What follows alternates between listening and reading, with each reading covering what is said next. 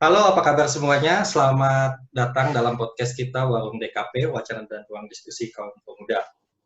Salam sejahtera buat kita semua dalam kasih Tuhan Yesus Kristus. Topik kita hari ini akan masih membahas seputar pandemi COVID-19. Sebelum kita memulai percakapan kita, mari kita luangkan waktu sejenak untuk berdoa, terutama bagi mereka tenaga medis yang sedang berjuang di garis depan, dan juga para pemimpin kita, baik pemerintah, pendeta-pendeta, dan juga pemimpin akar-rumput. Dan juga jangan lupa berdoa buat mereka yang terdampak, baik yang sedang sakit, atau mungkin juga yang terkena dampak secara sosial maupun ekonomi. Mari kita pause podcast kita sebentar, kita sediakan waktu sejenak untuk berdoa buat mereka. Mari kita berdoa.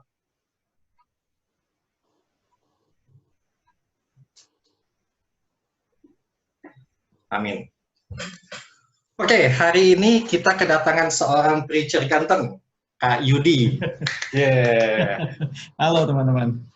Ya, beliau ini adalah pendeta termuda di GPBB, tapi juga yang paling galak, ya nggak? Ya, saya bercanda, jelas sekali sebenarnya dari senyumnya saja kelihatan dia bukannya galak, lembut sekali orangnya. Ya, Kak Yudi hari ini akan sharing nggak ya soal pandemi COVID-19, terutama soal dampaknya, dan juga mungkin akan sedikit membahas tentang waktu, bagaimana kita memakai waktu. Ya, betul. Jadi ya tanpa panjang lebar lagi, mungkin Kak Yudi saya serahkan waktu dan tempat. Oke, ya. Ya, selamat malam teman-teman. Senang sekali nih bisa ketemu ya bersama-sama lewat online ini, lewat podcast ini. Kita mau sama-sama membahas seperti yang tadi Yosua bilang ya, tentang pandemik ini menjadi satu isu global ya, menjadi satu krisis global, dan bagaimana kita lihat dampaknya dalam beberapa aspek kehidupan, dan juga kita mau lihat apa atau bagaimana kita bisa memakai waktu sebenarnya di tengah-tengah kondisi yang seperti ini. Nah, ini saya ada slide yang menjadi materi, saya akan share untuk kita ya. Oke.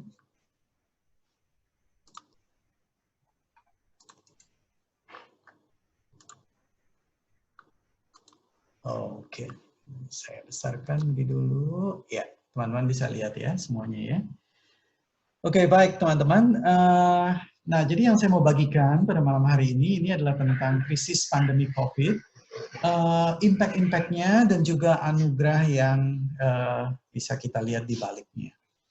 Jadi sebenarnya walaupun tadi Yosua mengatakan saya adalah narasumber, tapi saya sendiri sebenarnya tidak mengklaim bahwa saya ini ahli gitu ya dalam hal ini, tidak. Tapi kita sama-sama mau belajar untuk melihat ya bagaimana kita menyikapi hal ini, ataupun apa yang kira-kira Tuhan mau singkapkan melalui berbagai keterbatasan yang kita alami ya. Baik teman-teman, mari kita lihat apa saja dampaknya ya yang bisa kita lihat secara sekilas di sini. Teman-teman, yang pertama dampaknya tentu adalah dampak ekonomi ya. Ini yang boleh dikatakan besar sekali. Bahkan para ekonom di sini mengatakan bahwa ini dampak dari COVID-19 ini boleh dikatakan sebagai dampak dapat menyebabkan resesi yang sangat besar ya, atau yang sangat parah, bahkan dikatakan yang paling parah di sepanjang sejarah. Dan dikatakan sepanjang sejarah perekonomian di sini. Jadi ini bukan hal yang biasa sebetulnya, dan bukan hal yang mudah untuk dihadapi. Dan slide yang kedua, di sini saya tunjukkan dari McKinsey dan Company. Ini adalah satu perusahaan konsultan ya, konsultan untuk manajemen. Mereka memberikan 5 usulan sebenarnya. Kira-kira 5 hal yang bisa kita lakukan ya. Jika kita berada dalam pekerjaan, maka yang pertama yang harus kita lakukan itu adalah kita perlu resolve gitu. Jadi resolve ini apa? Resolve ini adalah kita perlu untuk memformulasikan secara spesifik sebetulnya apa yang menjadi masalahnya dari COVID-19 ini terhadap perusahaan atau pekerjaan yang sedang saya lakukan pada saat ini. Apa dampak secara spesifiknya? Itu kita perlu formulasikan. Jadi kita tahu apa masalahnya. Jadi kita bisa secara spesifik mendefinisikan ini masalah yang sedang saya hadapi. Yang kedua adalah resilience, ya, yaitu suatu sikap yang tidak menyerah terhadap keadaan atau terhadap berbagai keterbatasan di sini, tetapi juga dibarengi dengan return. Return ini berarti satu usaha atau semangat bukan hanya tidak menyerah, tetapi ingin mengembalikan pekerjaan kita, kinerja kita, networking kita itu ke dalam satu kondisi yang ideal atau suatu kondisi yang baik sebetulnya. Nah, yang keempat yang disarankan adalah reimagination. Reimagination ini adalah kita membayangkan kembali. Jadi di tengah-tengah situasi yang seperti ini, kita ingin perusahaan kita atau pekerjaan kita itu seperti apa. Maka setelah kita membayangkan kembali, maka disarankan yang terakhir adalah kita reform. Reform berarti kita itu butuh adaptasi, butuh adjustment. Ya, jadi kita mungkin kebijakan-kebijakan yang lalu atau metode-metode yang dulu sebelum ada COVID, kita perlu adjust ulang. Kita perlu strategi ulang untuk kita menghadapi ini. Jadi ini ada resolve, resilience, return, reimagination, dan yang terakhir reform. Nah, ini adalah dampak ekonomi. Yang kedua ini adalah dampak sosial. Teman-teman, kalau kita lihat di sini ternyata COVID pandemik ini menghantam bukan hanya perekonomian, tetapi juga relasi antar manusia secara sosial, ya. Nah, di sini adalah saya kutip pendapat dari salah seorang psychiatrist, ya, dia bernama Robert Bolin. Dia melakukan satu penelitian dan mengatakan bahwa kita tuh sebenarnya sangat ingin ketemu dengan orang. Betul ya teman-teman ya? Ini kalau tidak ada COVID udah langsung ngumpul nih di hawker, minum kopi bareng dah gitu ya. Nah, tapi karena ada circuit breaker ini, kita ini mau tidak mau ada di rumah.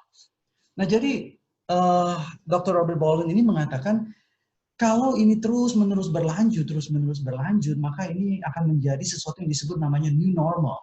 New normal ini akan membentuk perilaku kita dalam kita berelasi dengan orang. Akibatnya, nanti pertemuan-pertemuan fisik itu akan menjadi old fashion. Dan yang ngetrend nantinya itu adalah pertemuan-pertemuan seperti ini, seperti online begitu ya, FaceTime dan lain sebagainya.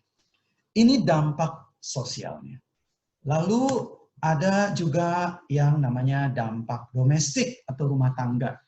Nah, saya waktu mempersiapkan ini dan saya membaca di beberapa surat kabar, beberapa sumber, hati saya juga sedih melihat ini ya. Nah, ini saya ambil dari salah satu artikel di Straits Times yang menjelaskan satu rumah tangga. Ini ada seorang bapak di Jepang ya, dia adalah seorang karyawan. Usianya 59 tahun. Jadi namanya Kazuo Makino. Jadi beliau ini terdampak dari apa ini namanya? Jadi dampak ekonomi kena ke perusahaannya, lalu kena ke dia, dan mereka harus tinggal di rumah tentunya sebagai kebijakan untuk mitigasi dampak penyebaran virus. Lalu dia bersama dengan istrinya Miki terus-menerus berada di dalam rumah, gitu, karena memang kebijakannya kan seperti itu. Saudara kerja di dalam rumah, seperti kita tahu, mungkin awal-awal ya biasa, begitu ya, cuma beda tempat, begitu ya, beda kebiasaan. Tapi lama-lama itu jenuh, lama-lama membosankan, begitu ya. Nah, jadi si Pak Kazuo Makino ini dia minum alkohol, dia meluangkan waktu 5,5 jam minum alkohol, ditemani dengan istri, ya, sambil mungkin pekerjaan juga tidak terlalu banyak, karena di mana-mana jadi sepi sekarang begitu. Nah, karena pengaruh dari alkohol ini dan juga obrolan mereka tuh lama-lama jadi menyentuh area finansial, area sensitif. Istrinya bilang, wah ini pekerjaan kamu ini nanti lama-lama bisa kena nih dampaknya gitu. Bagaimana dengan pendapatan kita, penghasilan kita, tabungan kita? Nah, Kazuo yang mendengar ini nggak bisa tahan dia ya. Nah, apalagi ada pengaruh alkohol, dia marah, lalu dia tidak bisa mengendalikan diri, dia pukul istrinya, dan karena dia begitu dikuasai oleh kemarahannya, lalu dia dorong istrinya jatuh dari jendela apartemen mereka dan istrinya mati. Saudara, teman-teman yang terkasih dalam Tuhan, ini adalah salah satu dampak yang menyedihkan. terhadap kehidupan rumah tangga ya. Dan United Nations mengatakan itu telepon-telepon yang meminta pertolongan ya. Jadi calls to helplines itu bahkan berlipat kali di China, di Malaysia double, di Bali juga double. Bagaimana dengan kondisi yang berada di Singapura ya, rumah tangga di Singapura. Teman-teman bahkan kemarin belum lama ya, saya melihat keluar jendela dan saya mendengar ada satu teriakan dari beberapa lantai di atas tempat apartemen kami. Lalu setelah beberapa kali teriakan, suara laki-laki dewasa begitu ya, tidak lama kemudian disusul dengan beberapa barang yang jatuh ke bawah. Jadi saya tinggal di lantai 2, saya bisa melihat barangnya itu jatuh ke bawah. Itu adalah mainan anak-anak kebanyakannya, ada suling, ada mobil-mobilan, dan itu hancur semua ke bawah. Bukan 1, 2, banyak dibanting, dilempar. Jadi saya melihat ini dampaknya besar sekali.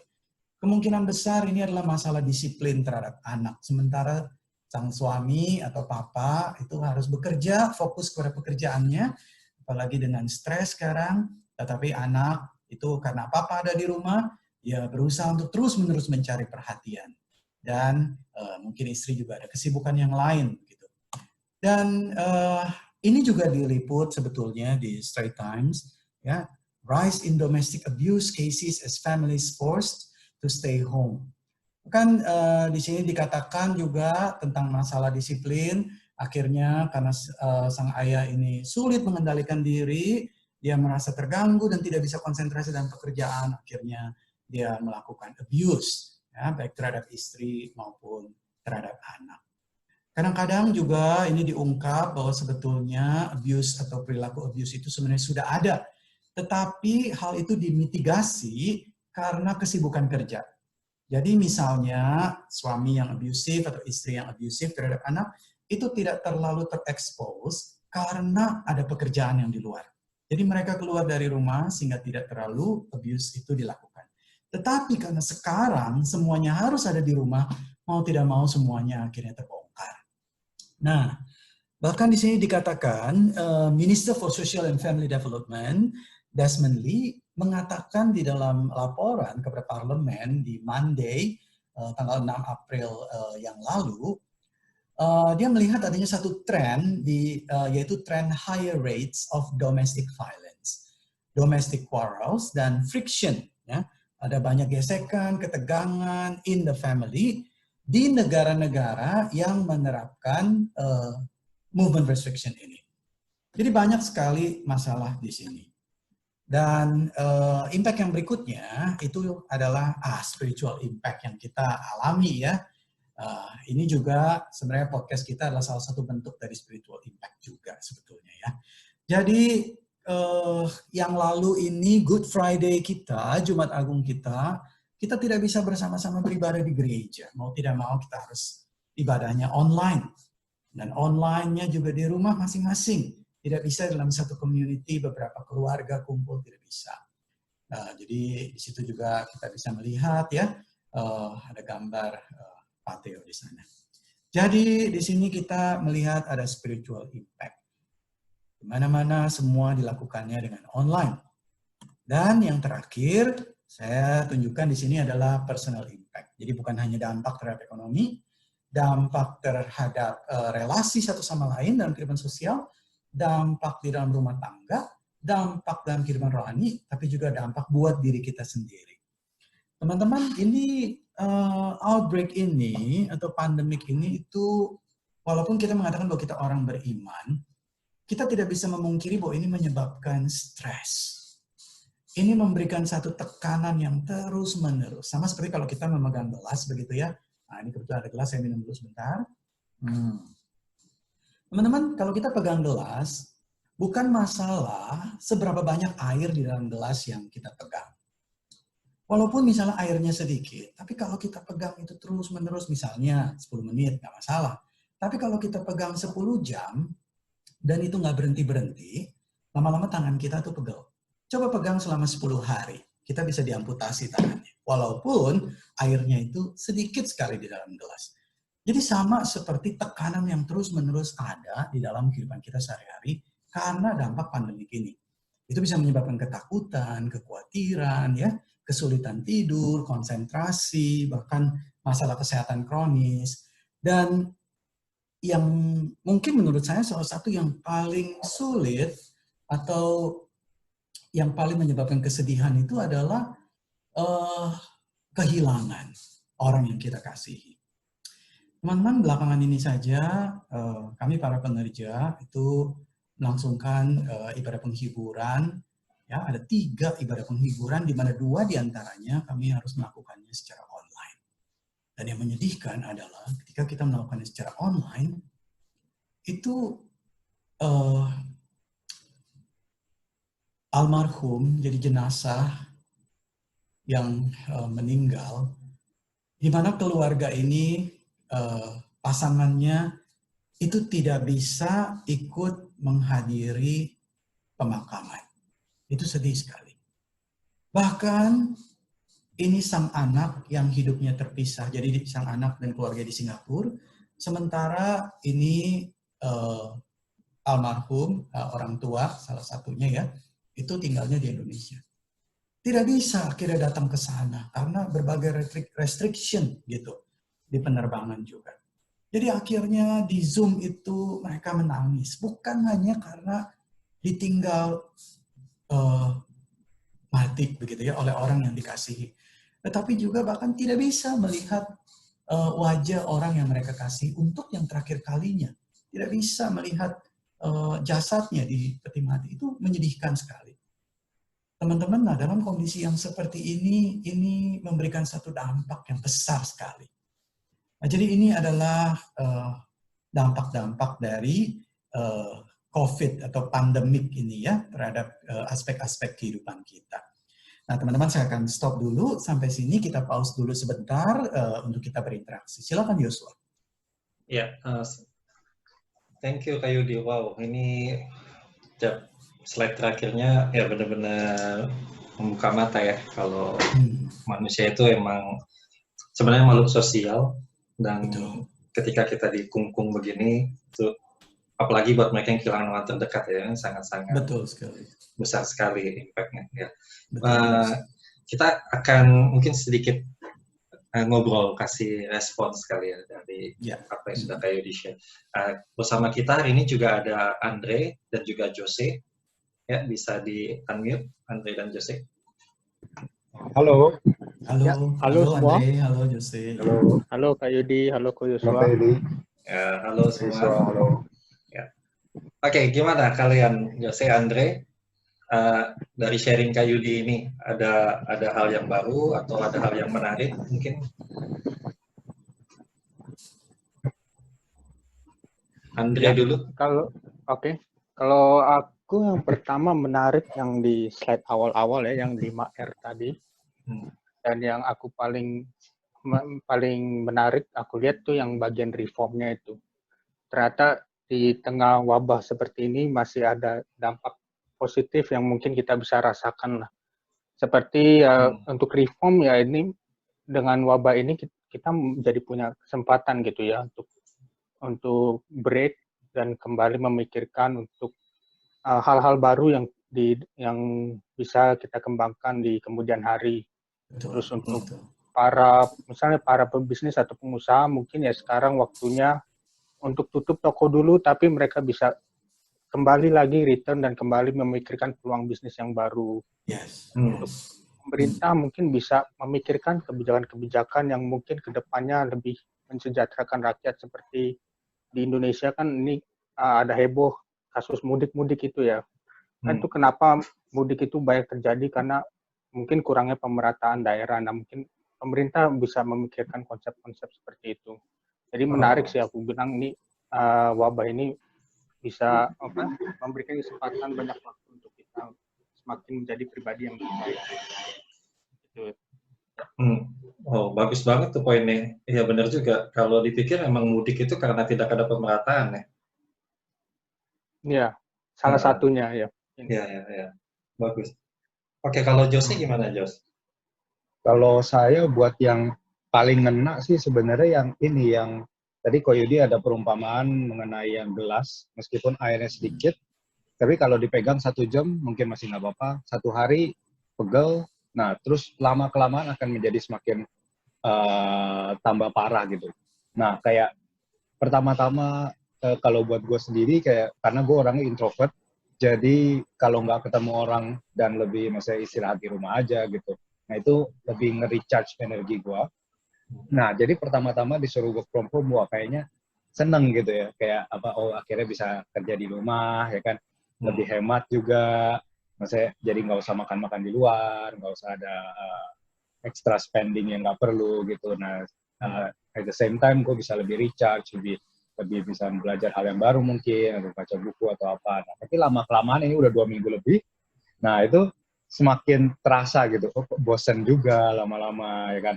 Terus mungkin ada stres sedikitnya gitu, maksudnya sedikit demi sedikit ada timbul stres, dan makin lama mungkin nggak tahu sampai levelnya bagaimana, tapi ya itu tadi yang ngena banget kayak, oh ya bener juga, kayak pertama-tama mungkin oke, tapi lama-lama ini kalau terus seperti ini,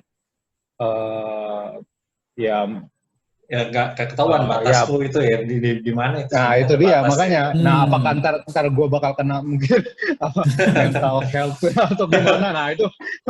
Atau ke snap aja gitu ya. Pas langsung dibuka rumah langsung spending dia, belanja nah, iya. beli makanan. Itu yang bahaya itu.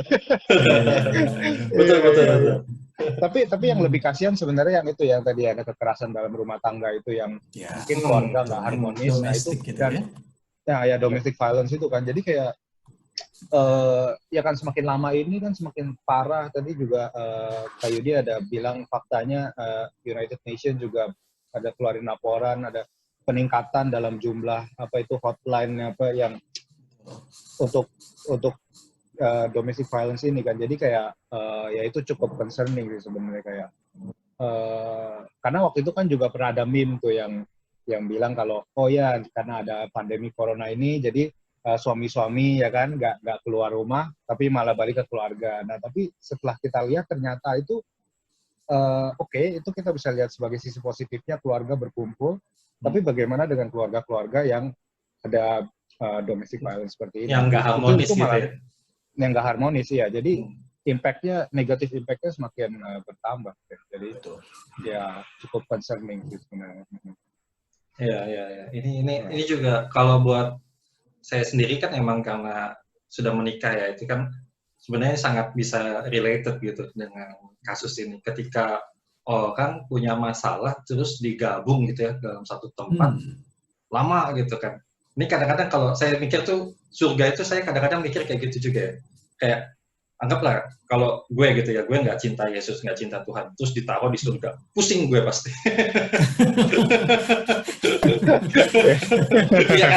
Iya. Benar. Kayak agak-agak mirip juga gitu.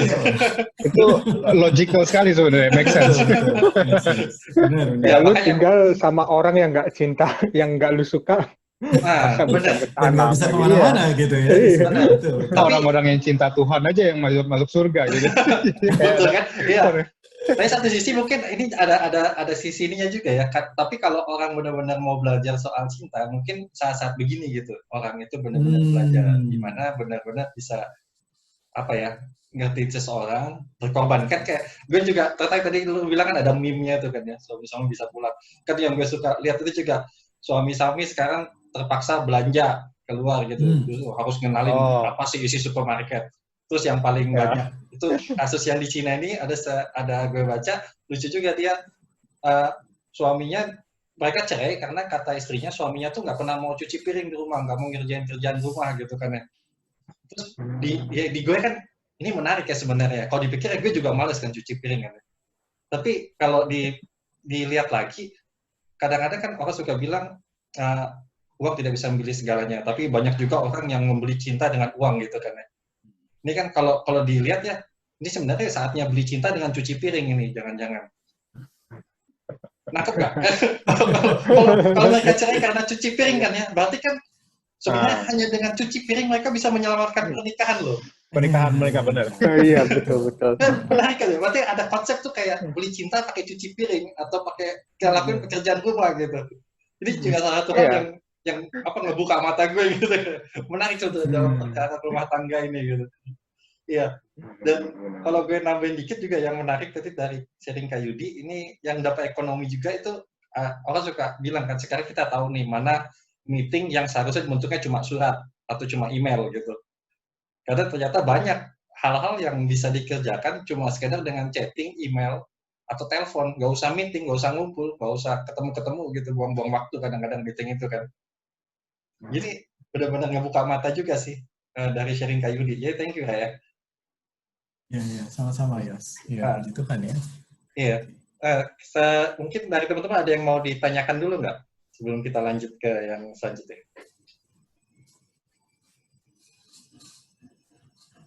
Andrea atau Belum Jose? ada sih. Belum ada ya? Belum sih. Belum kepikiran ini. Belum. Oke. Sip. Ya, kalau gitu ya Kak Yudi mungkin bisa lanjut nih. Oke. Dengan tutup. Iya. Oke. Iya teman-teman, thank you tadi ya untuk tanggapannya. Baik sekali dan memberikan insight-insight juga ya untuk kita ya. Teman-teman, kita masuk ke bagian yang kedua. Nah, saya waktu mempersiapkan ini, saya ingat dengan satu ayat dari Pengkhotbah pasal 3 ayat 1 ya. Nah, ini dalam bahasa Inggris, di sini saya tunjukkan di slide. Saya dikatakan, there is a time for everything and a season for every activity under heaven. Singkat aja ayatnya sebenarnya, there is a time for everything.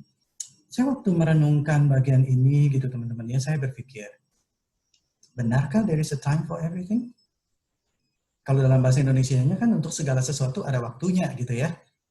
Nah, saya berpikir gitu ya, ketika pandemik ini belum muncul, time itu hampir boleh dikatakan tidak ada. Misalnya waktu ada kita ajak orang, melayani Tuhan yuk. Aduh, saya nggak ada waktu, sibuk gitu ya. Aduh, ayo kita saat teduh yuk. Aduh, saya nggak ada waktu gitu ya. Padahal Tuhan katakan, there is a time for everything. And a season for every activity under heaven. Jadi saya berpikir mungkin di sini ketika banyak hal yang seolah-olah diambil dari kita, begitu ya, bisnis yang terbatas, ya, relasi yang terbatas dan lain sebagainya, sebenarnya ada satu yang diberikan secara berlimpah kepada kita. Yang Tuhan berikan yaitu adalah waktu sebetulnya, waktu yang Tuhan berikan. Waktu bersama dengan keluarga, ya, kita jadi lebih banyak ya, kita hidup bersama dengan keluarga. Tentu tadi juga ada domestic impact ya. Saya tertarik sekali dengan kalimat Yosua tadi dikatakan, mungkin ini saatnya kita bisa menyelamatkan pernikahan atau membeli dalam tanda kutip ya, membeli pernikahan melalui mencuci piring. Atau kalau kita melihatnya dari perspektif iman Kristen, sebenarnya ini saatnya kita mengembalikan pernikahan kita atau keluarga kita menjadi sebuah keluarga yang seperti yang Tuhan mau sebetulnya. Dan memang itu butuh waktu, gitu, butuh waktu yang banyak untuk membangunnya, begitu ya, untuk men-cherish, gitu, untuk melatih, dan Tuhan memberikan waktu itu saat ini. Ya, untuk Zoom itu dengan keluarga kita di tempat yang jauh, berdoa bersama bagi mereka. Belum lama ini kami juga Zoom dengan keluarga di Indonesia, di Jakarta ya. Kami melihat keadaan mereka bagaimana, bahkan berdoa bersama. Teman-teman, luar biasa sekali. Mungkin waktu kita berpikir, berdoa begitu ya. Iya, itu hal yang biasa. Saya juga mendoakan mereka, misalnya kita berkata begitu. Tapi teman-teman, lain dampaknya, kalau kita itu ternyata ya, kita mengajak mereka berdoa bersama. Ternyata ada satu seperti spiritual touch gitu, seperti sebuah spiritual connection yang somehow itu sulit dijelaskan ketika kita mengajak mereka berdoa bersama. Seperti Tuhan juga menyentuh mereka begitu melalui doa kita bersama-sama. Padahal singkat begitu. Nah, saya waktu juga bersama dengan sahabat ya, bisa catch up lebih banyak lewat Zoom ya. Terus juga untuk pertumbuhan rohani, spiritual growth ya.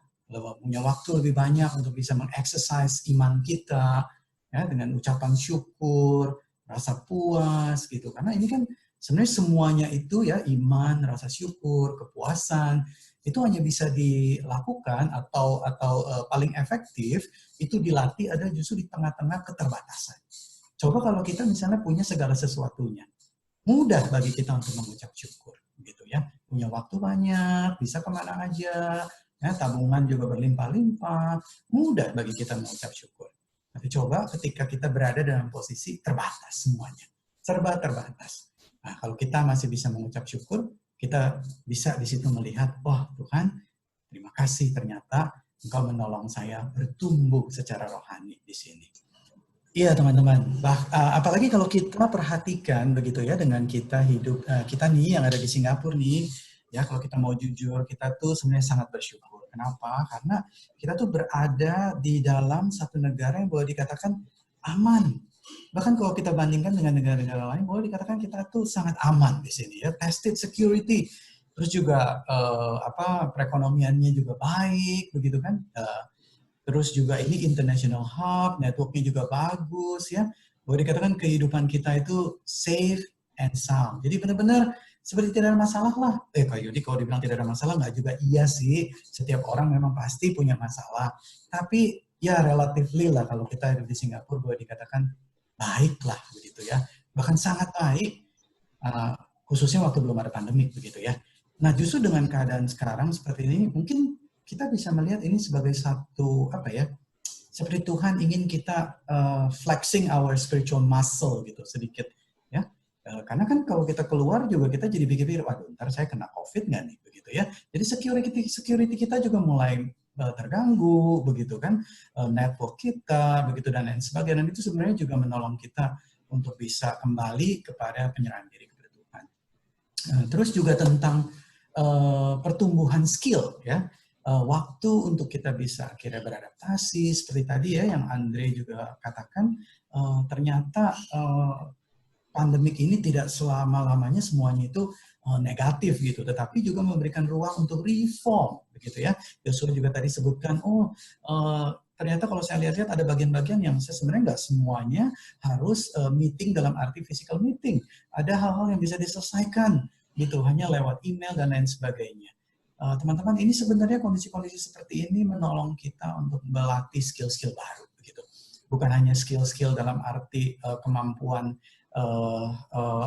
manajemen dan lain sebagainya, tapi juga soft skill yang lain, gitu. Misalnya penguasaan di dalam teknologi-teknologi yang selama ini mungkin kita jarang pakai, bahkan seperti yang sekarang sedang kita lakukan, podcast, begitu.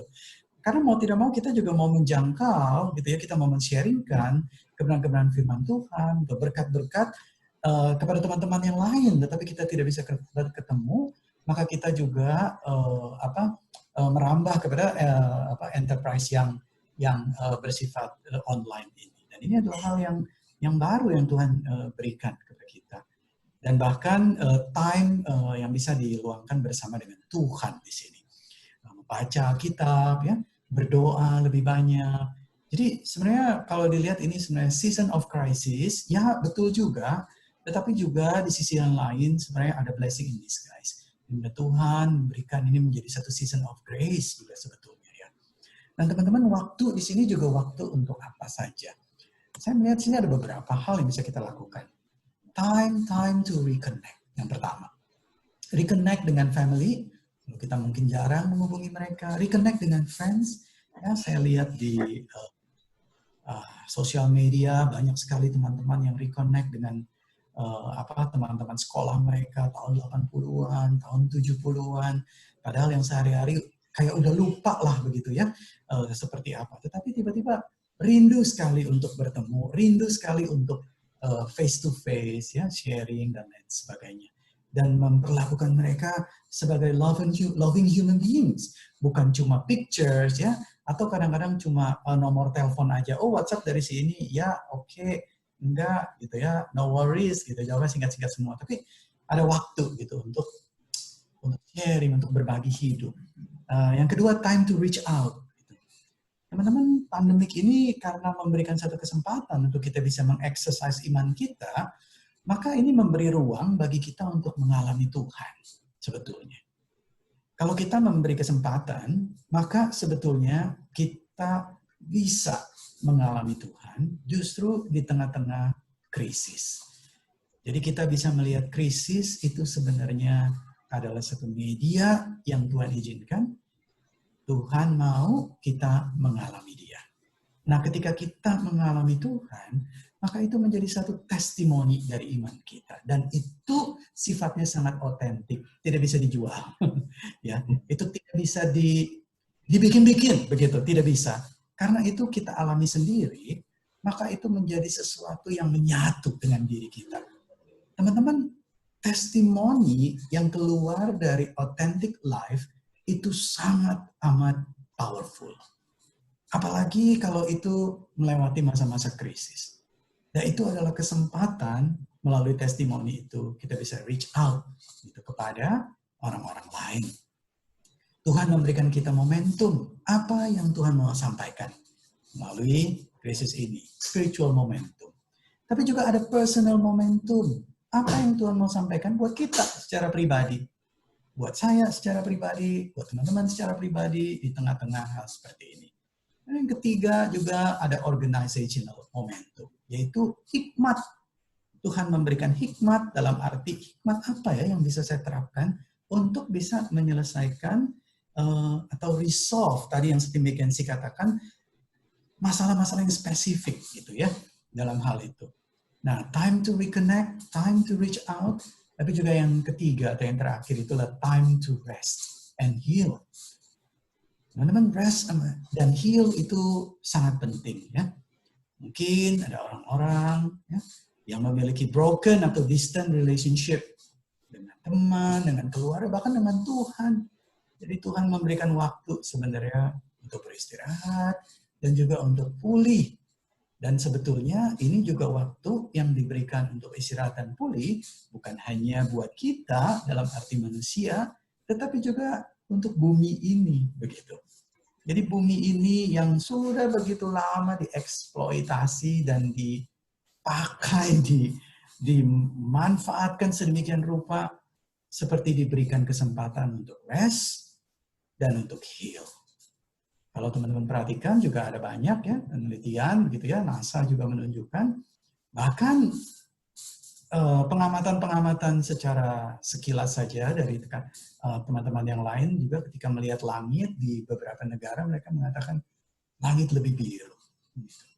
Teman-teman kita melihat ini, kita melihat ternyata tetap ada anugerah Tuhan di tengah-tengah berbagai krisis dan keterbatasan yang disebabkan oleh pandemi ini. Nah, teman-teman, demikian sharing dari saya. Kita bisa pause di sini, kita bisa berikan diskusi, berikan tanggapan, dan kita bisa ada tanya jawab. Silakan Yosua. Ya, terima kasih Kak Yudi. Yang tadi pengkhotbah dari kitab pengkhotbah ada waktu untuk segala sesuatu. Betul.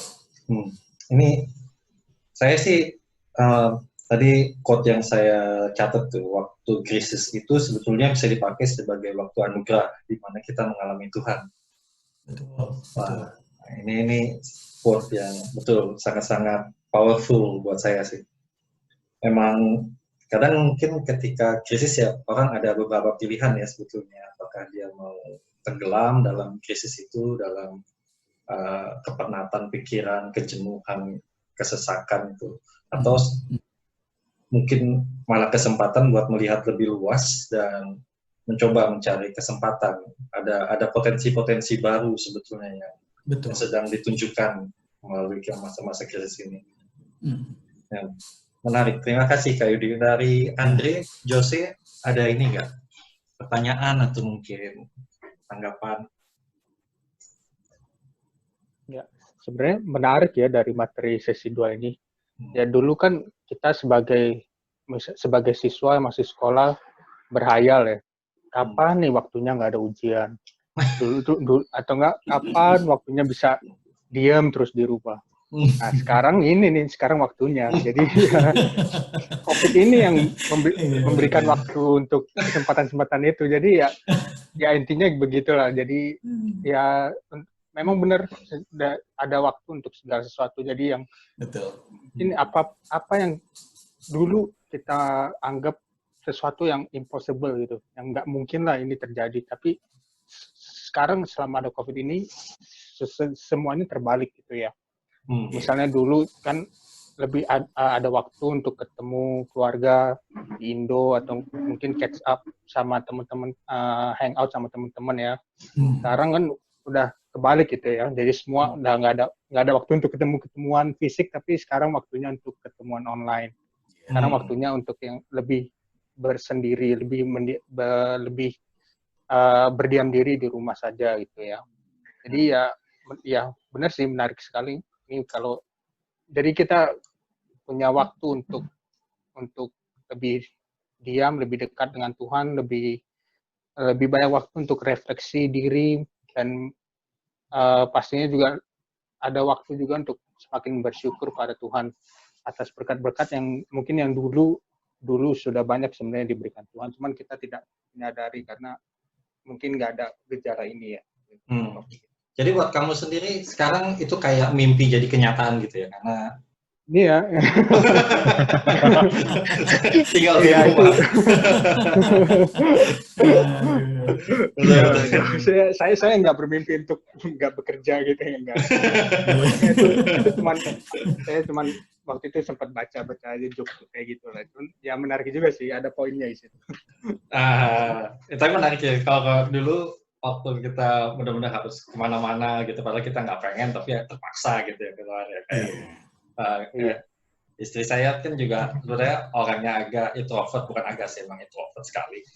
Jadi ini kesempatan kayak gini tuh sebenarnya dia cherish juga, mungkin mirip kayak lu ya, saat dimana wah enak nih nggak usah terpaksa keluar gitu. Dan ternyata banyak koneksi yang tetap bisa dibuat gitu ketika nggak harus keluar juga bisa gitu ternyata bikin koneksi to people gitu, connection to people. Ya menarik. Oke, Jose nggak ada Jos? Ya, ya menarik sih sharing dari Kak Yudi, thank you Kak. Jadi really insightful gitu. Jadi tadi Kak Yudi ada ngomong tentang masalah waktu kan. Ya masalah waktu, ya benar sih, kayak berasa banget kayak misalnya sebelum pandemi ini kayak waktu itu terasanya sangat sedikit sekali. Jadi kayak pagi bangun kerja, habis itu pulang gue nge-gym, habis itu pulang, nah itu udah jam 9, jam 10 gitu udah kayak waktu udah habis gitu. Kayak bentar lagi itu istirahat. Nah tapi kayak sekarang jauh lebih banyak waktu karena kayak nggak ada waktu transport ya kan, terus kayak pokoknya jauh lebih banyak waktu gitu lah since kita semua stay at home. Nah terus kayak buat gue sendiri kayak gue diingetin lagi pas saat ini kalau oke, kayak gue pribadi kayak gue saat teduh biasanya gue di MRT saat teduhnya kayak cuma baca Our Daily Bread di HP. Itu dalam perjalanan pergi. Oke. Iya. Kayaknya itu rahasia umum nih buat di Singapura kali ini. Karena saking sibuk ya tadi kan nggak ada waktu. Betul. Aduh. Daripada enggak ya gitu. Betul. Enggak gitu. Jadi gue ada app-nya. Nah itu jadi setiap kali gue berangkat kantor gitu, nah gue baca gitu kan. Nah tapi kadang udah keluar dari MRT, nah itu bisa lupa. Nah biasa kan gitu tuh. Habis akhirnya baca apa, terus kayak malam itu udah lupa gitu ya. Tadi pagi apa gitu kan. Oke. Nah tapi kayak sekarang gitu kan jadi kayak karena nggak ada waktu transport, terus jadi waktu saat itu bisa lebih lama gitu. Jadi lebih bisa direnungkan. Ya kan, nggak sekedar dibaca sekali, oke, selesai, centang, selesai hari ini udah gitu. Tapi lebih ke mungkin diingatkan lagi, oh sekarang gue lebih punya banyak waktu, inilah saatnya lu lebih meluangkan waktu buat Tuhan, buat lebih merenungkan saat teduh lu itulah istilahnya gitu, dan benar-benar lu bisa belajar something dari meskipun cuma satu hal, dua hal gitu. Nah itu lu ingat gitu, daripada asal baca doang selesai udah gitu kan. Nah itu lebih buat gue pribadi lebih diingatin ke situ lagi sih. Ya, itu poin itu menarik ya. Kalau boleh gue agak ini masuk juga itu menambah, gue lagi kepikiran emang kalau buat kita terutama kaum milenial dan yang lebih muda gitu ya, kita sering hidup itu kayak cepat banget gitu kan. Jadi kita suka from task to task gitu, jadi dari tugas ke tugas, loncat-loncat gitu. Tapi menarik, kayak tadi yang lu bilang itu kan ngingatin, ternyata waktu itu penting sebetulnya. Ketika kamu spend waktu di satu tempat, anggaplah renungan gitu ya, anggaplah satu tugas gitu ya. seperti renungan. Ketika semakin banyak waktu yang kamu spend di sana, sebetulnya semakin ngebuat diri kamu lebih lebih meresapi, lebih menikmati sebetulnya apa yang sedang kamu lakukan gitu kan. Iya. Nah, jadi lebih bisa dibilang begitu, benar. jadi Dan kayak kan jadi nggak terburu-buru gitu ya. Apa gimana ya, kesannya kalau biasa gitu ya di MRT gitu kan kayak baca terburu-buru selesai gitu. Nah, tapi kalau lebih punya banyak waktu, lebih bisa istilahnya invest banyak waktu di sana atau allocate banyak waktu di sana. Nah, itu iya benar jadi lebih menikmati gitu. Ya, mungkin ya kalau orang suka bilang kayak waktu yang disisihkan sama yang disisakan gitu ya. Mungkin kita cuma sebelumnya pakai itu sebagai kebetulan ada waktu kosong kita pakai buat renungan. Kalau sekarang lebih ada waktu untuk renungan. Jadi bukan pakai waktu kosong ya, tapi emang mau renungan di waktu ini gitu. Iya, benar. Itu ya kebuka apa ya? Buka mata gue juga mungkin seringkali kayak kita kan juga start sobat sahabat gitu kan ya, kita ngerasa banget gitu kan ketika sobat sahabat itu kayak disuruh diam sejam itu lama banget gitu. banyak teman-teman yang kayak 15 menit aja udah bosen mau do something else gitu kan. Benar. Tapi ya ini menarik sih ketika dia kayak kesempatan ngelatih diri juga gitu mungkin ya, untuk diam itu sebetulnya berharga gitu. Ini menarik ya, kalau gue lihat kayak sebenarnya apa sih yang mata uang kalau boleh bilang resource gitu, currency yang kita punya sebagai manusia, sebenarnya waktu kan ya. Iya. Dan itu nggak bisa dibeli. Dan nggak bisa balik. Betul. Kita selalu spending waktu sebetulnya. Iya. Nah, dan kalau waktu ini bisa kita spend buat sesuatu yang sebenarnya berharga banget buat kita gitu ya, why not sebetulnya kan ya. Nah, jadi ini ngingatin gue itu lagi sih. Benernya iya sih kalau dipikir, kalau kita bikin prioritas gitu ya, apa sebenarnya paling berharga dalam hidup kita, mungkin ini saatnya nih kita taruh currency kita spend currency kita, yaitu waktu itu ke hal-hal yang seharusnya prioritas dalam hidup kita gitu. Jadi lebih buat saat-saat sekarang mungkin lebih berpikir lagi ya bagaimana kita mengalokate waktu kita, ya mana yang lebih prioritas, ya benar. Mantap, thank you Jos. Ada lagi Jos?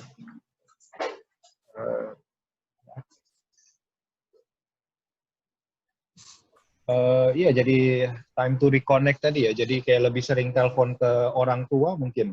Jadi sebelum kayak pandemi ini mungkin teleponnya nggak sesering sekarang.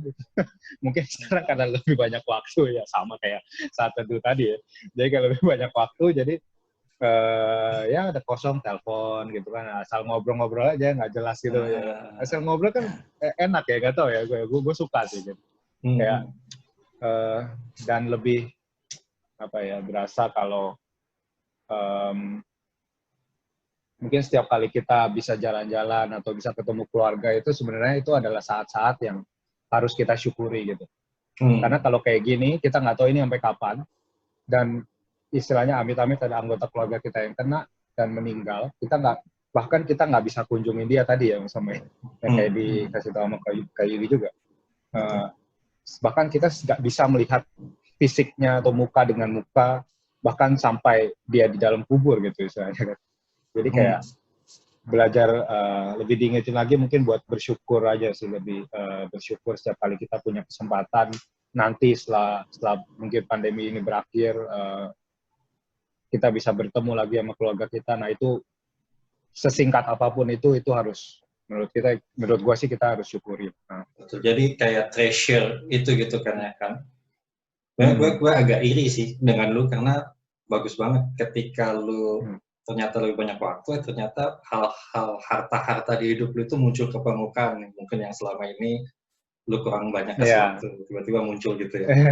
Terus ya ini ya apa ya, gue rasa juga mungkin satu privilege sebetulnya untuk punya kesempatan itu, untuk ngelihat ternyata harta-harta di hidup kita itu banyak yang mungkin kita biarkan terbengkalai gitu. Kita nggak kasih perawatan yang seharusnya gitu, dan sekarang muncul ke permukaan dan kita jadi ngelihat di mana sebenarnya harta kita tuh berada sebetulnya, di keluarga kita, teman-teman kita, waktu saat teduh kita gitu. Oh, Benar-benar. mantep. Ya, kalau mungkin teman-teman ada pertanyaan buat Kak Yudi nggak? Misalnya nih, kan kalau sekarang kan tips nih, Kak Yudi sendiri kan kayaknya sebagai pengerja pastoral ya. Nah, itu pasti dong nggak biasa kerja dari rumah ya? Iya, biasanya ngantor di gereja ya. Gimana tuh? Boleh sharing dikit nggak? Gimana? Ya, ya jadi mesti adaptasi juga sih ya, begitu. Biasakan hal yang baru, begitu kan. Karena biasanya tuh kalau pagi udah mesti siap-siap juga kan ya, datang ke gereja, gitu ya, mengerjakan tugas dari gereja dan lain sebagainya. Sekarang lebih banyak ya, jadi kayak saya taruh ini laptop di meja. Tapi juga akhirnya saya jadi mendapat kesempatan untuk adaptasi jadinya dengan situasi ini gitu.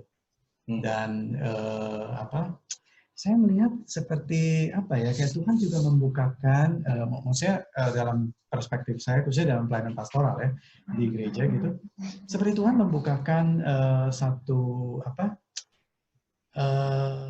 dorongan atau satu arah pelayanan, khususnya dalam hal pelayanan yang bersifat online begitu.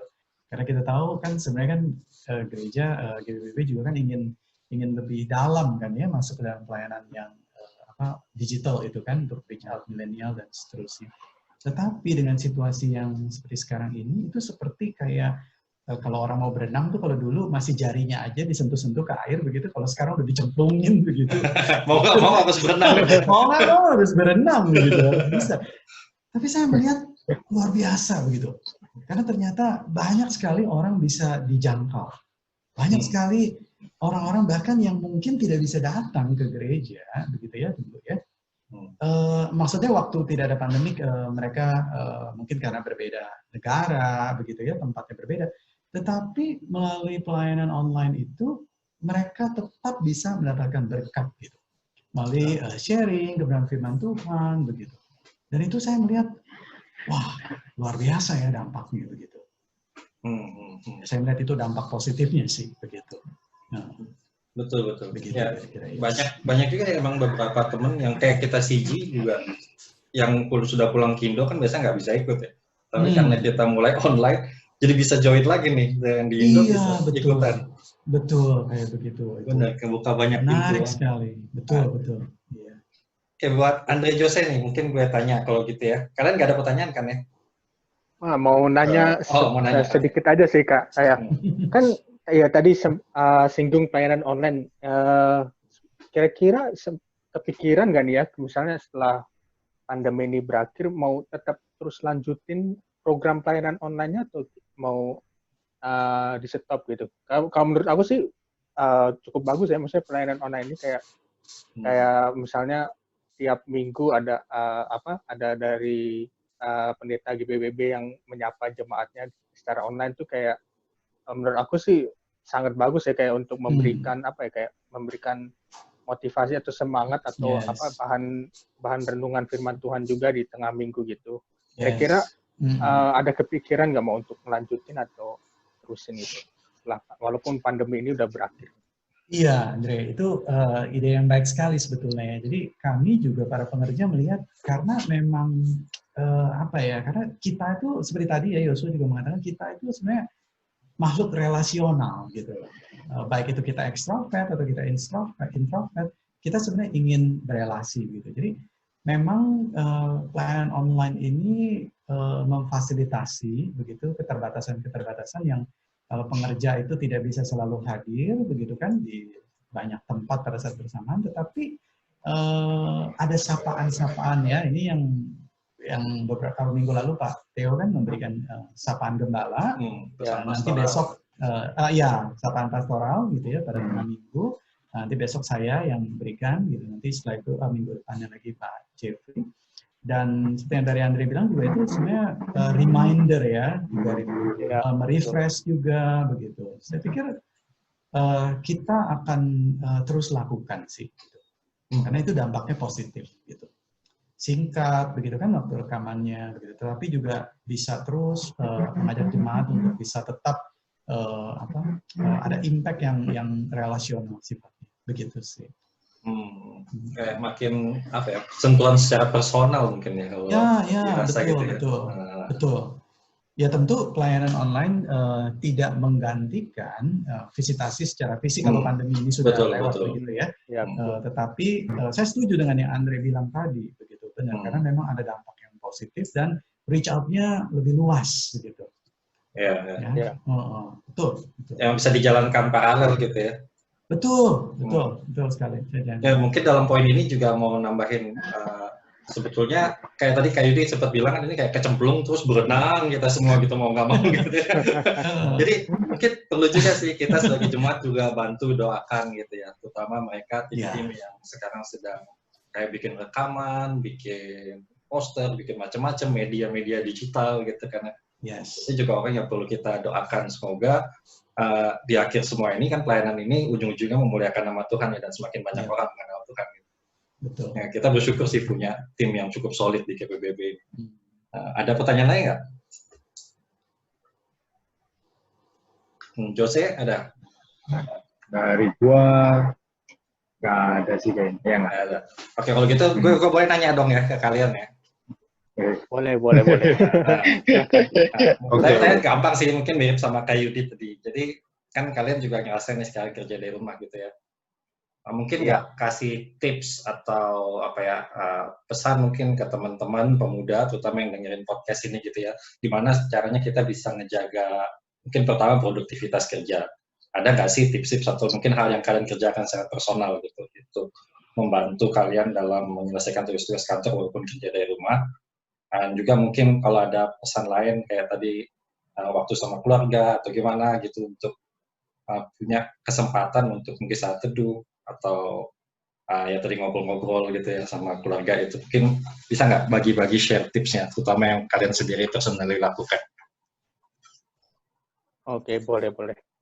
Oke, mungkin untuk yang pertama yang untuk menjaga produktivitas ya, mungkin yang ini memang agak lumayan berat sih karena kerja di rumah itu kayak lebih gampang untuk terbawa godaan untuk semakin lebih malas ya. Karena meja sebelahnya tempat tidur.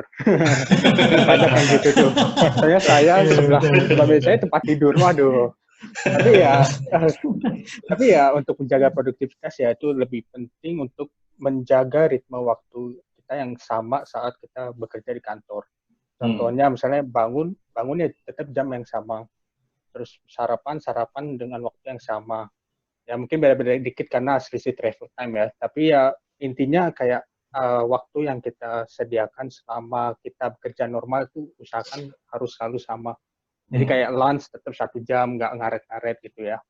Itu yang gue selalu tanamin di ini juga sih, tanamin di konsep gue saat gue kerja di rumah. Jadi menjaga waktunya tuh tetap sama gitu.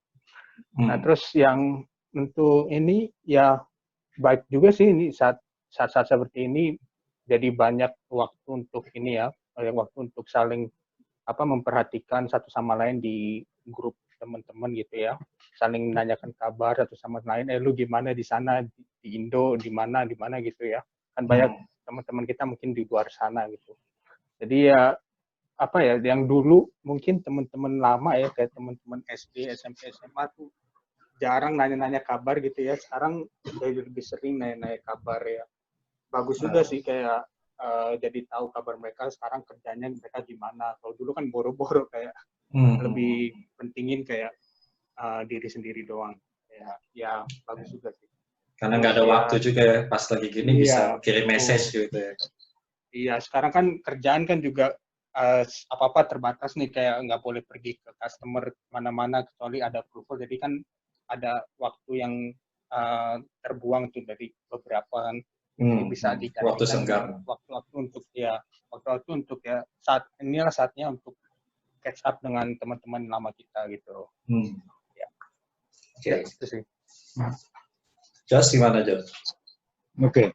Kalau dari gua sendiri, sebenarnya gua juga struggling akal hari ini. Jadi kasus harus dibalik juga. kayaknya mesti kerja di luar gitu, which is nggak bisa kan, kalau kerja di Starbucks juga nggak boleh gitu, nggak bisa.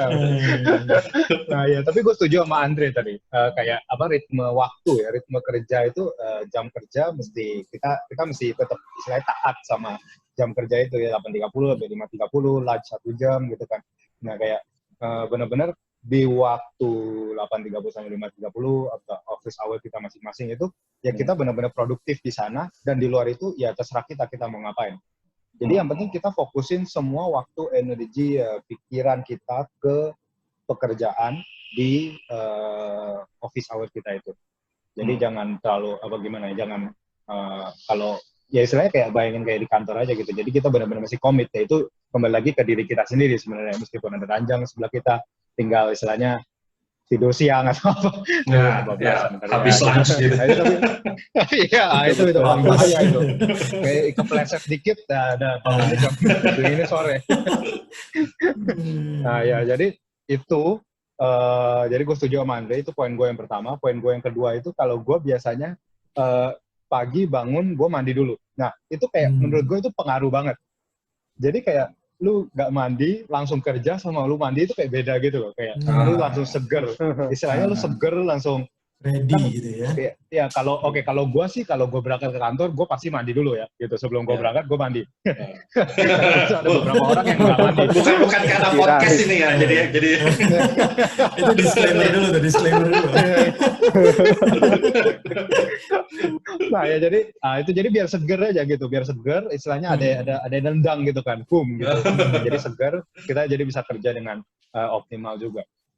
Nah terus sama, kalau 2 itu nggak cukup, ada poin ketiga, which is kalau itu sebenarnya depending on the job scope, depending on the task that we do also. Jadi kayak kalau gue misalnya gue bikin report atau gue bikin coding apa segala macam, nah itu misalnya bos gue nggak kasih deadline, gue tetap mesti kasih deadline buat diri gue sendiri.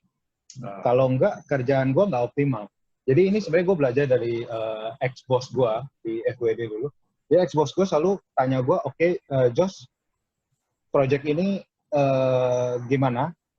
Terus gue update gini-gini. Oke, kapan lu bisa kelarin? Dia nggak pernah kasih gue deadline.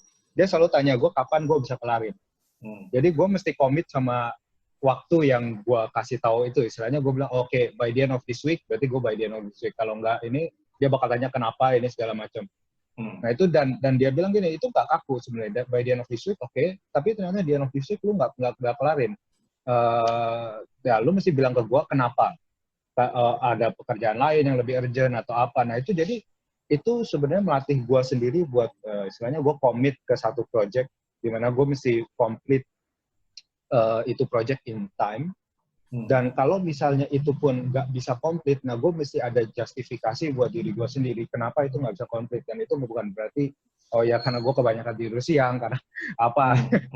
Nah jadi itu mungkin karena ada pekerjaan lain yang lebih urgent, isu lain yang lebih banyak, yang lebih gue mesti prioritasin di awal karena mengganggu jalannya produksi apa segala macam. Nah itu gue mesti resolve lebih dulu di mana project ini jadi ketinggalan. Nah, tapi itu istilahnya menurut gue itu valid reason buat lu postpone the deadline gitu. Tapi menurut gue bagus kalau bisa assign deadline buat project kita masing-masing sendiri. Itu deadline itu di kepala kita gitu. Ya. Oh, mantap. Ya. Kalau kita di IT juga ada sih, kita biasanya kalau mau ngerjain sesuatu ada task gitu kan ya, kita kasih time estimation.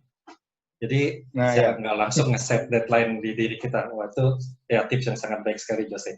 Oke, thank you Andre, Jose, Kak Yudi buat waktunya buat podcast. Mungkin kita akan tutup di sini. Ya, boleh minta tolong nggak Kak Yudi mungkin bisa bantu doakan mungkin teman-teman pemuda terutama yang mungkin nanti akan mendengarkan podcast ini. Ya, semoga kita semua juga bisa jadi kesaksian ketika kita juga menerima berkat, mengalami waktu krisis ini, kita juga bisa melihat, menjadikan waktu ini sebagai waktu anugerah dan juga bisa menjadi berkat buat teman-teman kita. Mungkin boleh minta tolong Kak Yudi doakan. Sorry Ko Yosua. Oh ya. Gue mau nambahin something ya. Boleh. Semacam kisahnya promosi, bukan promosi ya, kayak promosi bantuan gitu. Soalnya kan ada mungkin mahasiswa kita yang denger nih ya kan. Nah terus dari gereja sendiri ada kan yang bantuan atau task force yang untuk dalam COVID-19 ini. Kalau misalnya ada mahasiswa atau temannya mungkin yang tidak bergereja di GPBB yang membutuhkan istilahnya bantuan dari gereja, nah itu kalau ada bisa kontak siapa ya? Selain kontak gua gitu misalnya kan. Ya pasti kontak lu ya. Ya pasti kontak gua ya gua tahu pasti kontak gua.